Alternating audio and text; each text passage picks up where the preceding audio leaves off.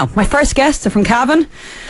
And to be honest, I'm kind of in awe of them, to be honest with you. They're absolutely brilliant. Delighted they came in this morning. The Strypes are here. Josh, Pete, Ross and Evan. Thanks a million for coming in. Thanks for having us. Hello. Good to see you. I know you were going to pop into us a few months ago, but you were so busy. You couldn't find time in your schedule to make it in. Yeah. But you have this morning, which is great. So tell us, Josh, for people who haven't maybe heard of you before, I know your folks were a massive influence into the type of music you were listening to growing up, what you decided to do now. But also, do you want to let listeners know how old you are?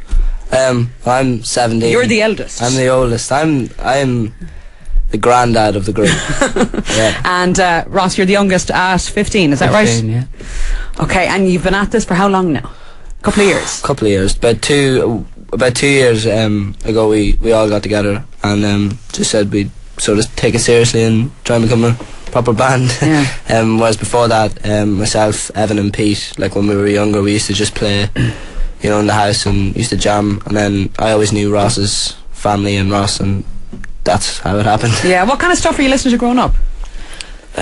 Pretty bad stuff apart from Ev is the only one who's listened to good stuff, and that's I really was what listening to got my her. parents' record Which collection, was really. Yeah. kind of the Kinks, the Animals, that kind of stuff, wasn't Yeah, it? well, I knew the Beatles since I was tiny, which was kind of the starting point of it all. But Yeah, then I was quite kind of a keen researcher, I suppose, and kind of researched all the other 60s bands Yeah. and found like the Animals, the Stones, the Yardbirds, the Who, and all that. And then most of the stuff that they did when they started off was blues covers, so I listened to the Okay, originals. so you've kind of gone deeper into it again. Yeah, so I listened to the originals of the songs that they covered, and that led on to Chuck Berry and Bo Diddley and Howlin' Wolf and Little Walter, that's Pete's favourite, Yep.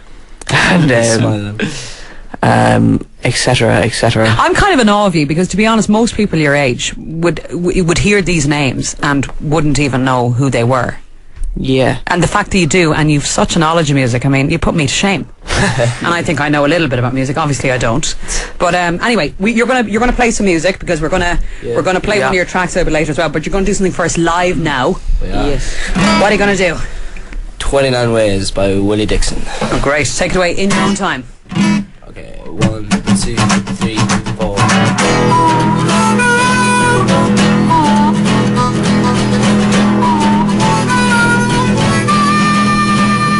I got 29 ways just to make it to my baby's door. To my loving baby's door. I got 29 ways just to make it to my baby's door. To my loving baby's door. If she need me bad, I can find about 2 or 3 more. 1, 2, how many more? 1 through the basement, 2 down the hall. When the going gets tough, I got a hole in the wall. I got 29 ways just to make it to my baby's door. To my loving baby's door. If she need me bad, I can find about 2 or 3 more. 1, 2, how many more?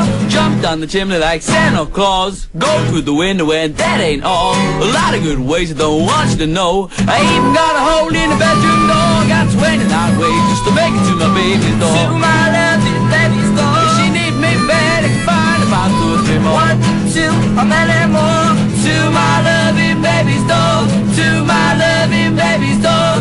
To my loving baby's door. To my loving baby's door. To my loving baby's door. 1, 2, how many more? Got away through the closet behind her clothes. Away through the attic that nobody knows. A master key can fit any lock. A hidden door behind red books. I got 29 ways to make it to my baby's door. To my loving baby's door. If she need me bad, I can find about 2 or 3 more.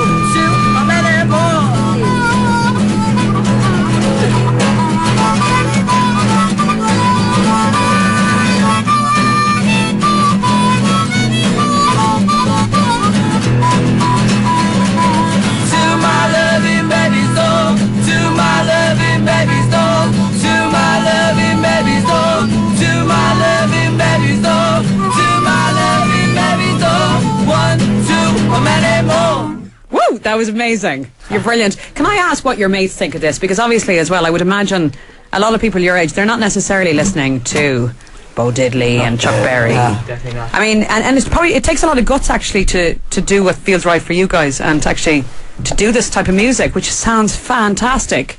But that's brave. Yeah. What's the reaction been? It's just what we like, you know. Yeah. So why not do it? And it's the coolest it's the coolest music, you know. It is the coolest music. It is. It's so cool. I mean, my producer just said to my ear, it makes you want to dance. What is it like performing together? I mean, you know, you can see that there's a lot of messing between you as well, and you have a lot of fun. Yeah. Does it ever get out of hand? Well, some stories. Not allowed to have on the radio. Yeah. Pete's not allowed to get up to any mischief. What has life been like on the road? Rock and roll? It's been great. Like, Yeah. Bread Really asleep for stuff. most of it. yeah, well, Pete's been asleep for sleeping most in of it. the van. Yeah. Pete's an avid sleeper. Yeah, it's been good. It's just like we have a lot of long journeys and stuff. So We lose a lot of stuff. yeah, we do lose a lot of stuff. Yeah. But not our Who dignity. keeps an eye on that? We keep our dignity. Good. I'm glad to hear. Tell us about last month. You were in a very famous jazz club in London. Yeah, we were in Ronnie Ronnie Scott's. Scott's in September. We did a show because they're opening up the Establishment Club again, which I always keep forgetting. You're getting to experience some fantastic things, aren't you? Yeah, we Um, met Jeff Beck that night actually. Wow. Yeah, which was he class. got to hang out with him. Did he talk to you and give you advice? Yeah, we ended up spending the evening with The whole him, kind evening, of yeah. talking, which was bizarre, Yeah. to say the least. He was going over to dinner with Lisa Marie Presley the next day, so we couldn't go back to the second Ronnie Scott's gig, which is a pity. So Is it surreal for you guys? Because obviously, you know, you're still at school as well, and you know you're trying to manage all of that. But yet you're living this rock and roll lifestyle. It alongside sounds it. it sounds more surreal than it is, probably. Yeah. I think when you're there, No, it's when you're not- there, it doesn't feel surreal at all. It just feels like, you know, No, it's just meeting people because they're just people. You're very grounded. Is that because of your folks or where you're from? You seem like very unaffected by the whole. This yeah, well in Cavan some it's issues. not as much. Yeah, like Yeah, probably. Probably is because Yeah. we're from Cavan. We're not always, we're not always in the scene all the time. Like when we do a gig in Dublin or London, we get to go back to that's it Cavan. over. When it's over. You just go back to normality and stuff. So And what's the reaction at home? Everybody's been Polite interest, kind of. They like to know what's going on. Quite supportive. Yeah. You know, especially like all our friends have been supportive about it, and Like they have no interest in the music, but they like to know how Supportive. it's Would going. they not? No, not at all. some of them, but not many. No, like Some, but you know. But and then the schools as well have been great, and parents and just everybody's been really supportive. I know you've had a busy run of it, and you were at Electric Picnic, and Yes. even today you have like 3 gigs, don't you? Yeah, we're really, in. We're in the Little Green Cafe, which is 1 in o'clock Christchurch. That's it. That's 1 an o'clock. acoustic set. Yeah. So and can then- anyone come along? Yeah, I'm gonna be legged over there now come after along. this. You can come along, sure. Yeah. Well, I'm going to be on the radio still at 1 o'clock. Well, you can. Well, I'll be there in get spirit, someone to fill Josh. in. That's all right. Then. And tell us about next month. You're going to be performing in London again at there's a very special event happening. That's next week. That's Next week. Yeah, next week. Busy. Yeah, we're off to London next week because there's the premiere of a new B.B. King documentary called Life of The Riley. Life of Riley. Sure you get it in. Yeah, Do you know what I'm thinking, guys? You know, you're here with us today, and I really feel you're on the brink of something very special. Will you remember us in 10 years and come back in? Will we be able to get you back into News Talk? yeah. Yeah, I think we'll come back to news. Yeah. Yeah. You're seriously talented. I think you're absolutely amazing. And of course, you have your EP out as well. What's it called? Young, gifted, and blue.